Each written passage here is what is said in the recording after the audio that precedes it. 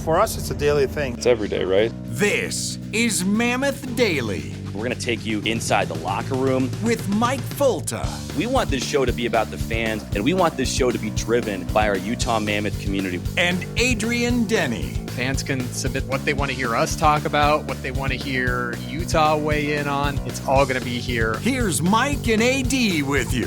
Utahns, countrymen, lend me your ears. Right here on Mammoth Daily. The short two-game homestand continues for the Utah Mammoth tonight against the New York Islanders. Mammoth had the 5-2 win against Buffalo back on Wednesday evening and now look to pick up another win against a New York-based team. Adrian, it was a feel-good night against the Sabres Wednesday evening with those 5 unanswered goals, but now you have to find a way to beat a team other than Buffalo, which is the only team that Utah has beat for the last couple weeks here.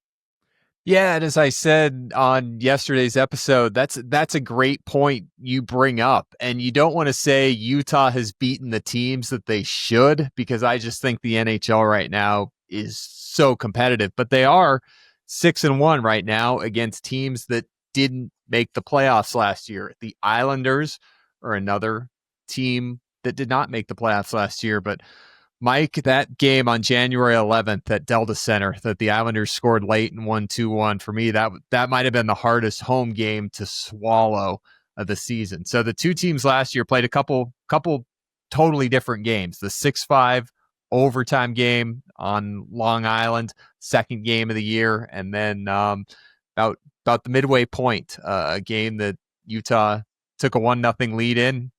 Just kind of a sleepy Saturday night, if you can believe it, at Delta Center. Islanders tied it and looked like it was ticketed to overtime, and then they got one to go and took a 2-1 win. But for me, at that point in the year against a team like the Islanders that was struggling, that was a game that was really, really tough to swallow. And we'll give it a whirl tonight. New York coming out onto the road. They've had some ups, they've had some downs. Story for them, obviously. Number 1 overall pick, Matthew Schaefer. Dare you say he's been their best player? Every time you read or watch something about the Islanders, it's something that the 18-year-old D-man has done. First to do this, youngest to do this. So happy to see him. It was a great story at the draft. It was a very sad story, losing his mother to cancer, but it's a kid I think we can all agree that we're rooting for. Yeah, well, let's preview New York here in just a second. We have our Friday Free-for-All coming up. Adrian, we had a ton of fun Wednesday. A bunch of people came up to us during the show, and I just wanted to acknowledge some of them right off the bat. Not waste any time, but salute a couple of our friends who I had a chance to chat with. Taylor from Rocky Mountain Power, who listens on the train on his way to work. We were hanging out, saying goodbye to Archie at the game. So kind of a sad moment as Archie goes off to be a service dog for a veteran or first responder.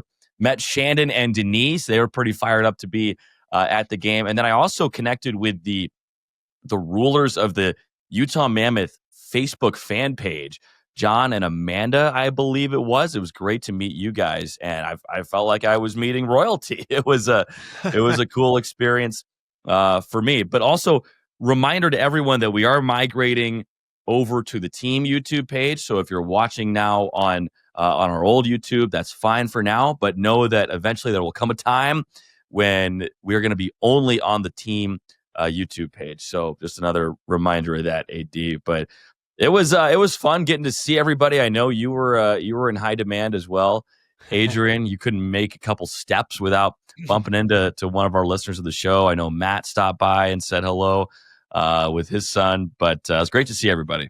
Yeah, Scott and Kelly, saw them on the concourse as I was picking up my Santorinis. They were picking up their Santorinis. So we had time to stop and talk for a bit and take a picture. They listen every day. Both of their sons listen every day. So love seeing what was an organic from the ground up project continue to sprout and grow. It's our favorite part of the whole thing, is talking Mammoth with Utah and our community. And we look forward to doing that again tonight at Delta Center. So let's talk about tonight, Adrian, with the New York Islanders in town. And as you were saying, Matthew Schaefer, the number 1 overall pick and the number 1 storyline for this team.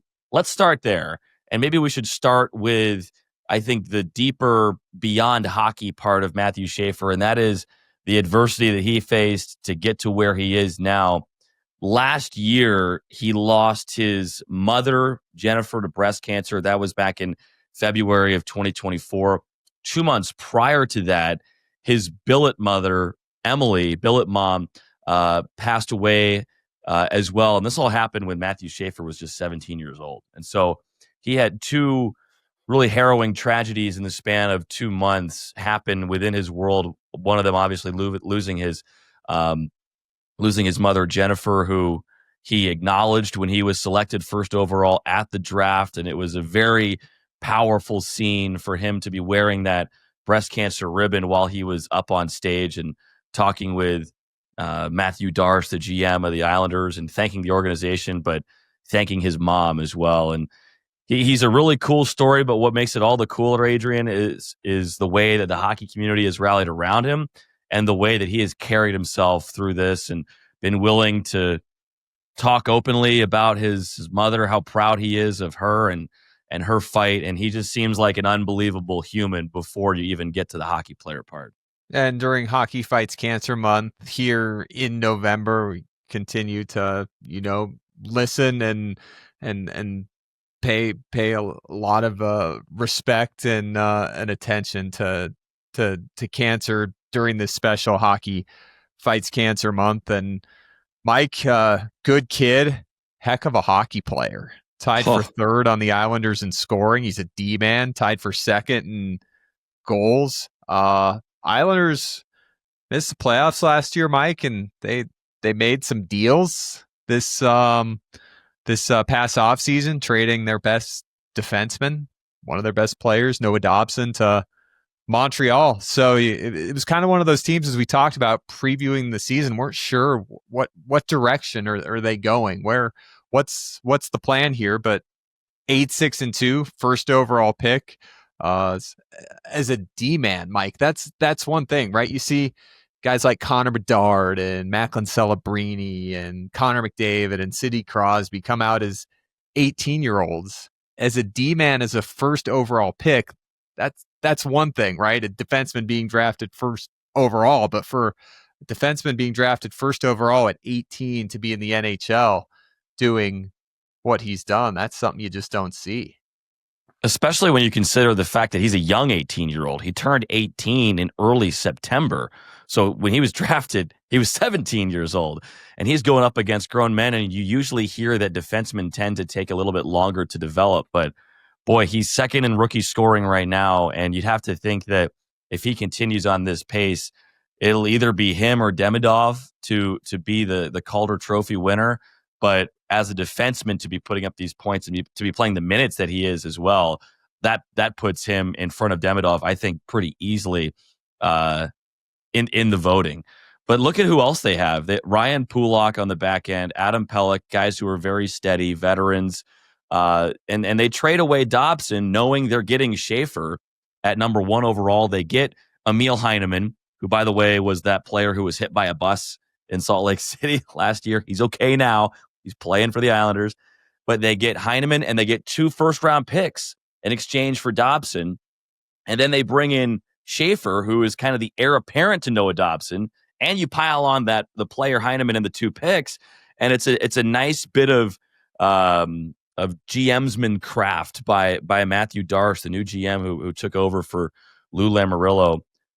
Last year, this Islanders team was basically 500 the entire season. Like, they were a few points out of it the whole way. They finished 9 points out of a playoff spot. They were never the worst team in the league, but they were never really a threat to make the playoffs or contend for the playoffs in the Metro. This year, I think we all thought they were going to trend downhill. I mean, you said you weren't sure which way they were trending at the start of this year. I felt pretty confident that this was a team that was looking at another lottery pick for this year. But maybe we shouldn't be surprised, because look at their core. Bo Horvat's 30 years old. Matt Barzell's in his prime at 28. Kyle Palmieri, 34. JG Pageau, 32. Their captain, Anders Lee, 35. Pulak is 30. Adam Pelech, 31. Like, all of their guys are either in their prime or on the back half of their prime. Those players typically don't want to hit the reset button and throw in the towel on a season and tank. They are competing, and they've been one of the surprise teams in the East. There's quite a few of them, but the Islanders are certainly one of them.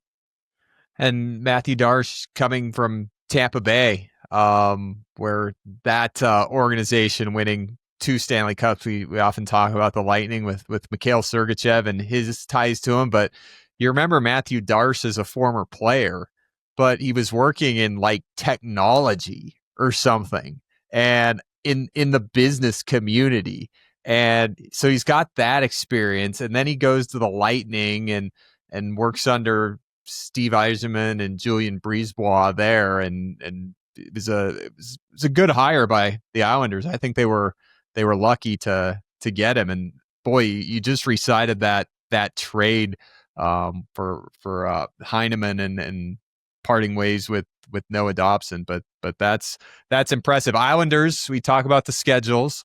You come to me for all your scheduling information. I was looking forward to this. Yes. The Islanders, as Mike and I record this late on Thursday afternoon, are in Vegas on Thursday night. So they will be coming in on a back-to-back quick flight, not as quick as some of the flights you had in the East Coast, Mike. Buffalo to Toronto. 23 minutes. 23 minutes, the flight from Buffalo to Toronto. Matt McConnell had the timer out on his phone. So they've got a game against a Vegas team who, Mike, right now Vegas is out of the playoffs as we talk. What a mix and match the NHL standings are. So the Islanders will be in town on a back-to-back.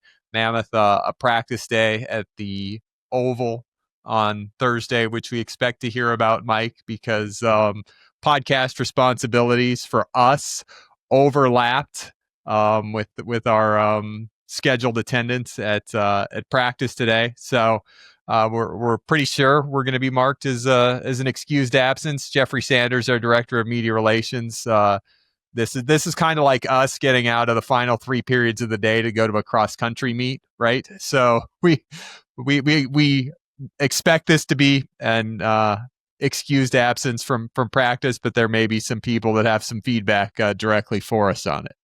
We hope it's excused. Did you say they're at the Oval today, Adrian? Did I say the Oval? They should be at Sandy, right? They hopefully, yeah, they're at Sandy. Yeah. Okay. Yeah, I'm like, that'd be a throwback.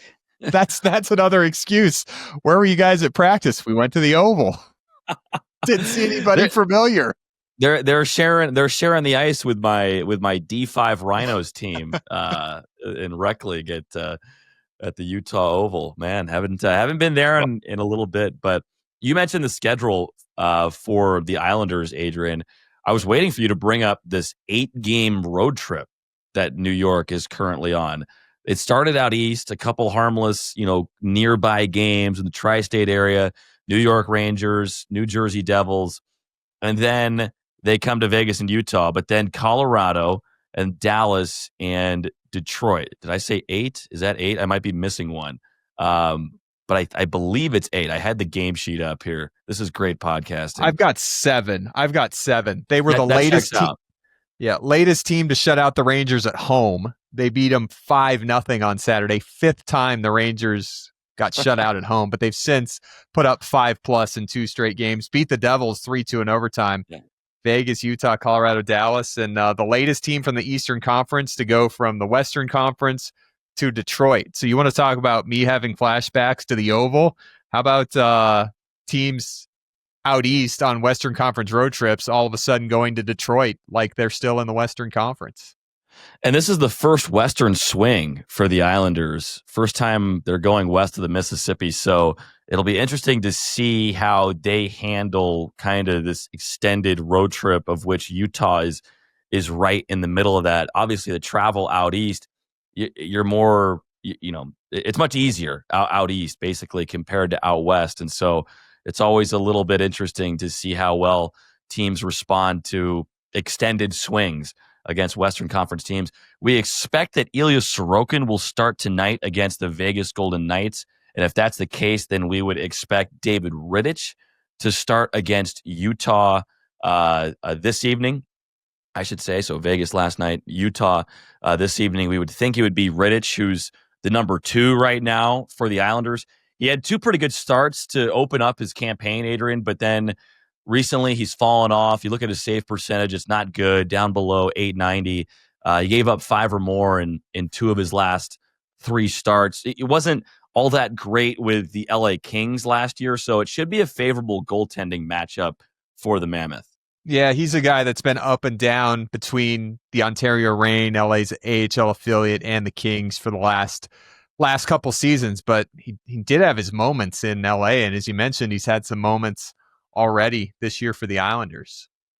Professional goaltender, I would say. Not going to be a number 1 at this stage. Definitely a guy who's played a lot of hockey throughout his career, but someone who can come in and give you a professional goaltending out and give you a chance most nights. Although 2 of his last 3, like I said, did not end up in the Islanders' favor. So that's something that Utah has going for it. But as we've seen, it doesn't really matter who's in net. The story has to be about the Mammoth. And I mean, I thought Colton Ellis for Buffalo looked pretty darn good in just his second NHL start through the first few periods. And then the Mammoth started turning the Jets on and kind of overran Buffalo in the third period. But that was a young goaltender. You'd think Utah had a goaltending advantage there. And we didn't see that until it panned out in the third. Kind of reminded me of the Philadelphia game last year, Mike, on February 4th, where Utah was down 2-0. Samuel Ersson was in between the pipes for the Flyers. They had all sorts of goaltending problems, and he was standing on his head through the first 30, 40 minutes, but Utah just kept the pressure going, and they were able to break through. So it was the key on Wednesday night against Colton Ellis too. I think just staying persistent, just staying on him, because the percentages are he's not going to stop 40 of 41, right? If you keep going, 19 of 20, 27 of 29, all of a sudden turns into 36 of 40, right? Just if you keep pushing right towards him. So I think another big key there for Utah. If they see Rittich tonight and he gets off to another good start. We are going to keep pushing as well, Adrian. We're going to push right along into our Friday free-for-all to wrap up your work week. We're going to try something new this time, and we'll see how it goes over at tonight's game against the Isles. But we're going to try something new, so stay with us right here on Mammoth Daily as we get to our Friday free-for-all. Get ready. Your Friday free-for-all is here. Welcome into your Friday free-for-all as we wrap up your work week. And lucky for you, you've got a game to get to later tonight to cap off what was a long week here. Utah looking for their second win of the homestand against the Islanders tonight. We're trying something new on our Friday free-for-all, Adrian. We've got an interactive segment here for everybody today. We're going to ask 3 questions, and we want Mammoth Nation, we want you day-to-dayers to come find us at Section 7 or on the concourse, anywhere Adrian and I might be. Adrian is getting his Santorinis. I'm going to Honest Acai before the game. But we want you guys to come up to us and answer these 3 questions for us, and we'll get it on camera, and we will roll it into our Mammoth Daily coverage as well. So we're going to have a lock, we're going to have a quiz, and then we're going to have a take segment as well. Adrian, you're a captain for Lock of the Night, so why don't you get us going there?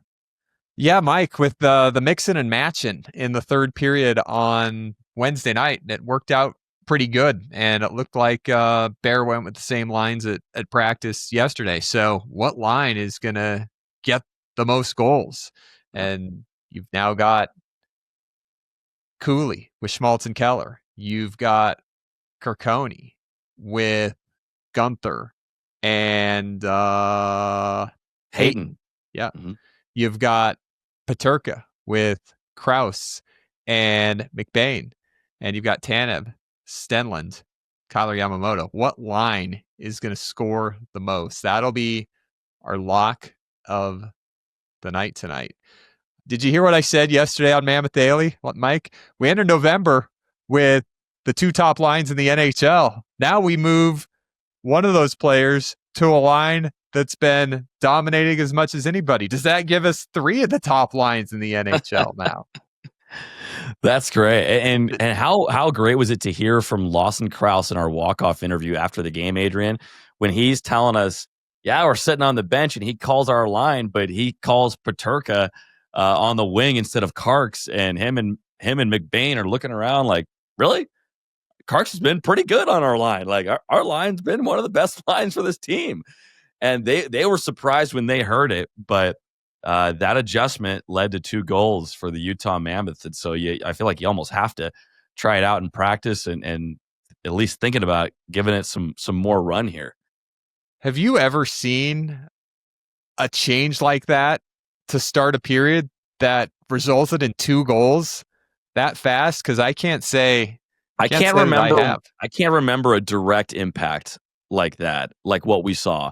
And that's the thing too. And we kind of talked about this on the radio a little bit. Carcone had been amazing with those guys. Like, why would you ever break that lineup? Because that's the only thing that's going for you. And there was a chance that didn't work, and now you don't have any lines that are going for you. But I think it's also a way to give Michael Carcone a bit of a promotion, because I think he's been pretty good. And at times during the road trip, there were a couple games where Carcone was, if not the best forward, he was one of the best. I forget what game it was where he was. I think it was Montreal where he was like definitively the best player on the ice for Utah. And so you don't want to punish him, right? But now you give him a chance to play with Barrett Hayton and Dylan Guenther. And I think it's going to be really interesting, not just how these combinations fare, but the way that head coach André Tourigny matches these lines up against what New York is putting on the ice. So give us your lock of the night. Come find us. Which line do you think is going to have the most points? Let me just answer that or ask you this, Adrian. Are we including defense pairs, or are we keeping it to forward lines? Let's go forwards. The D have been pretty steady. Yeah, I like that. We're looking for quick effect. So we have lock, quiz, and take. Our quiz, this is more of like a trivia, do your homework type of part of our segment. The quiz they could just remember it. People have good memories. Like people like me and you, this is all we do. This is probably the only thing in life that we remember is stuff related to hockey games. So somebody could remember who and this was a memorable moment. So I wouldn't be surprised if a lot of our fans have this just right off the top.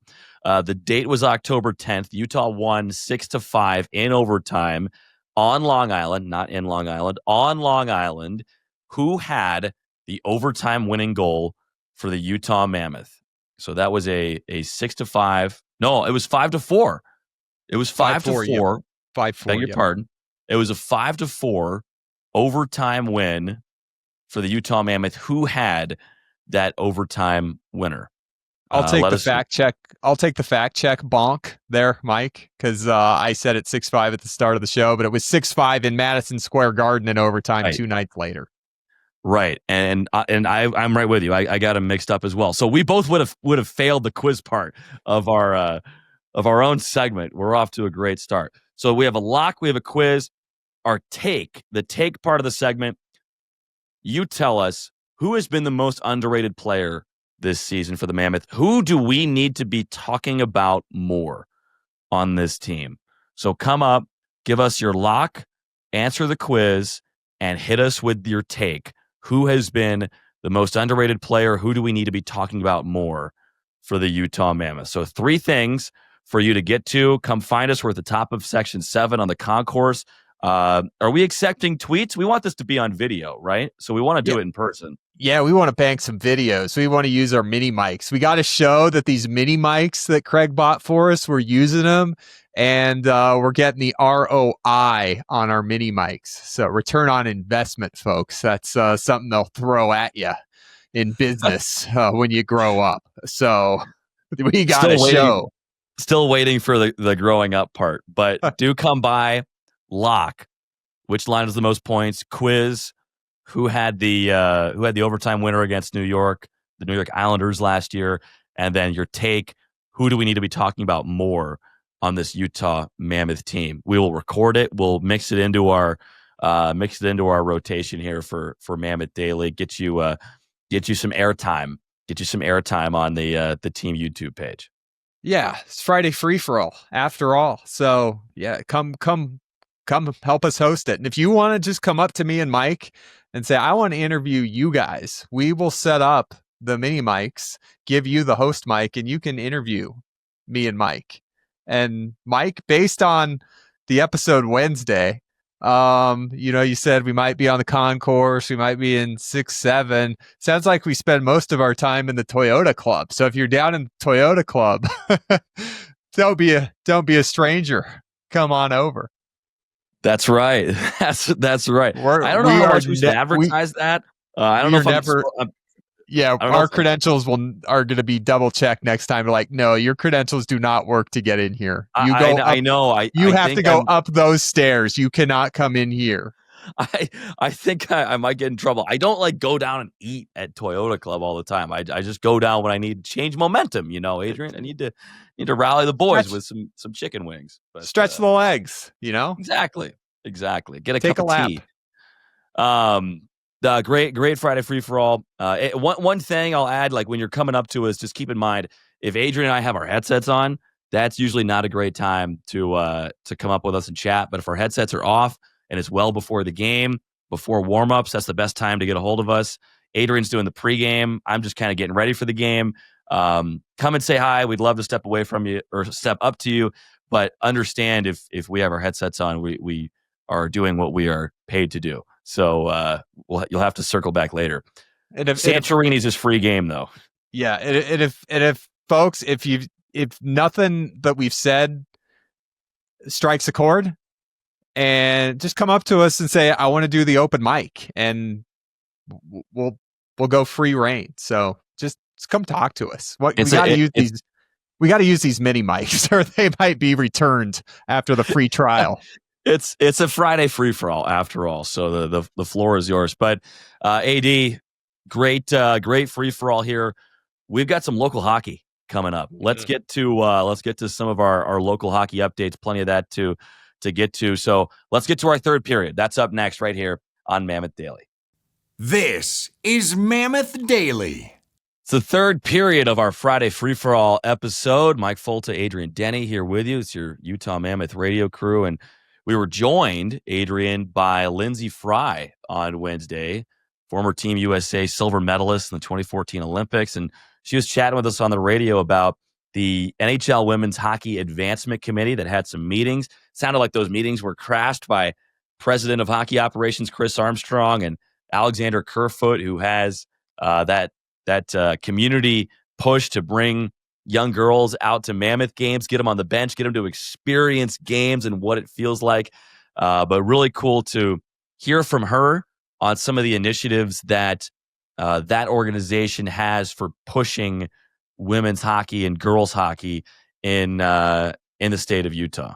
And an exciting pilot program that's going on here in Utah right now, their Teenage Learn to Play program for females. So that's cool, Mike. If you're 12 years old and the NHL team moves here and it's your first time you've been exposed to hockey and you want to play, we got something for you right now. As a 13-year-old, you can go take part in a learn to play program. You hear learn to play, you think, little kids, but to have it for teenagers here with the pilot program in Utah, that's pretty fun and awesome that they had their meetings here in Salt Lake and were able to spend some time and come out to the game last night or on Wednesday night.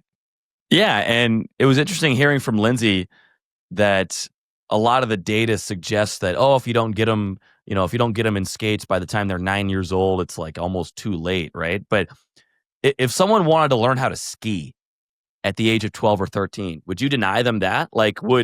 Would Deer Valley, would Snowbird, would Brighton, would they be like, no, we want to focus on the kids. Don't worry about the teenagers learning to ski. No, of course not. come out, learn to ski. It's something you can do your whole life. That's what hockey is. I didn't learn to play. Well, I still haven't learned to play, but I didn't start playing in a rec league until I was 22, 23. And it's one of my favorite things now. And I'm terrible because I don't get to play very much because we're on the road, all that. But I play with people who also learned in their 20s or in their teenage years or even way later in life. And they're way better than me because they come out to stick and puck and they play once a week. And it's not only great exercise, but it is just great fun. And it was great to hear those initiatives to get more women in hockey because we saw the donors or the donors, whatever you call them, out in full force on Wednesday night supporting Josh Doan and Michael Kesselring, the female fan club. They had their sparkly 91 jerseys on, but there's a really strong contingent of fine female fans here as a part of the herd, a part of Mammoth Nation. And we've got a feature coming up on Hockey Night in Utah about Alexander Kerfoot and his involvement in growing girls and women's hockey with his wife and young daughter. So we're excited to get to that. The PWHL opens next week. Melissa Channel-Watkins, who we had on the podcast a couple weeks ago, we're going to put together a feature on the PWHL starting up that gets going next weekend with new teams in Seattle and Vancouver. So excited to talk about it and a good way to start this local hockey segment. Mike, where do you want to start? You want to start high school? You want to start college? Let's work our way up. All right, let's start high school.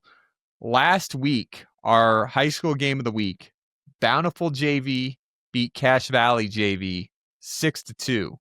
Bountiful broke it open with 3 goals in the third period, and it got a little testy. We had a checking from behind minor, a checking from behind major. One player got in a fight. One fighting major, didn't fight anybody by the box score. There was a roughing minor and 2 unsportsmanlike conducts by the time it was all said and done. Who is this? Cache Valley and who? Bountiful JV. We need some people from Bountiful and Cache Valley to chime in here on what exactly transpired, because it sounds like this was good old fashioned rock'em sock'em hockey. And how about a JV team, a JV game making our game of the week? Good work, fellas. Yeah, 60 plus teams in the state, and 3 separate girls teams. Game of the week this week. Good one, Mike. 9-1 Park City against 8-3 Sky Canyon on Saturday night at the Acord Ice Center in West Valley. Park City's averaging 7 goals a game. Sky Canyon's averaging 6.6 goals a game, and Park City won the first game between the two teams 5-3 on September 22nd. Okay. I like that. This should be a fun one. Sounds like it's going to be a back and forth. Let's mix in a save, boys. Park City, though, Mike, they allow 1.1 goals a game. So okay, they lock it down. Let's see if Sky Canyon can add another goal or two to what they got of 3 on September 22nd. Hey, how about Weber State? D2 team, ACHA, 19-0 at Utah State Friday, at Utah's D2 team Saturday. We talked about the Wildcats early on. They're still winning.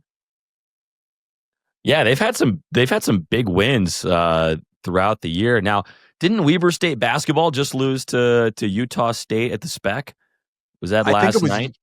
You're exactly right. They did play. I didn't see the score. Scott Gerard did not text me the final score of that game. I think I saw a Scotty G tweet. I think it was a hard fought battle and the Aggies pulled away. So we'll see if the Wildcats can avenge the loss on the hardwood with a win on the ice. It's been fun watching them win.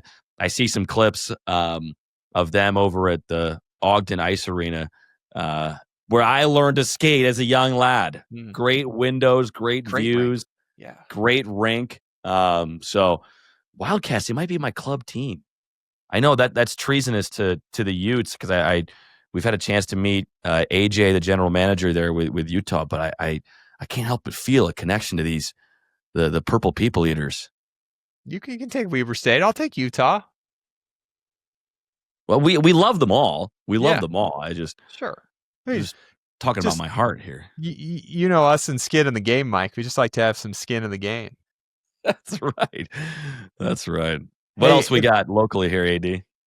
Just want to hear what Utah has for us for our local hockey segment. Let us know any scores, any stats, any superlatives from anywhere from mites to squirts to high school, college, Grizzlies. Let us know. Hit us up at 801 Adrian Denny on Twitter, on X at Mike_Folta. Let us know. Help us produce this segment after you're done participating in your Friday free-for-all. All hands on deck for Mammoth Daily. That is what it is all about. But that's our local hockey roundup here in State 45. Big one against the New York Islanders. Utah trying to get to 11 wins on the year. Mammoth 5-1-0 on home ice, looking to continue that strong success in front of what should be a great Delta Center crowd again this evening. Islanders will be no pushover, but Utah, if they play their game, they should be just fine. Adrian, I think that's kind of my final thought on this. If the Mammoth can play the way that we know they can hang with anybody in the league, and they can certainly take down an Islanders team that is coming off a back-to-back and some tough travel. And I thought that game on Wednesday night, it reminded me a lot of that Calgary game that, Utah came from the first road trip of the year at 1-2, fell behind and just had to push their way through it, had to will their way into it. What was Nick saying all night last night on TV? To get through it, you have to go through it, I think, something like that. But I think there was a lot of similarities with the game Wednesday to the game against Calgary that started the 7-game winning streak for the Mammoth.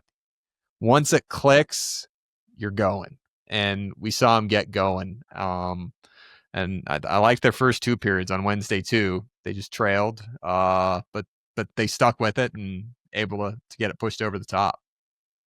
Mammoth are getting going. We're getting going. Out of here. Have a great weekend, everybody. A reminder that we are in Anaheim and then San Jose on Monday and Tuesday to start next week. So be sure to be following along on YouTube or Utah 16 or listening on the radio. You can listen on the KSL app, on the NHL app, or on 97.5, 1280 AM, the KSL Sports Zone. So join us there. Come say hi, top of Section 7 tonight with the Islanders in town. Hope everybody has a fun, safe weekend, and we'll see you downtown here tonight at Delta Center.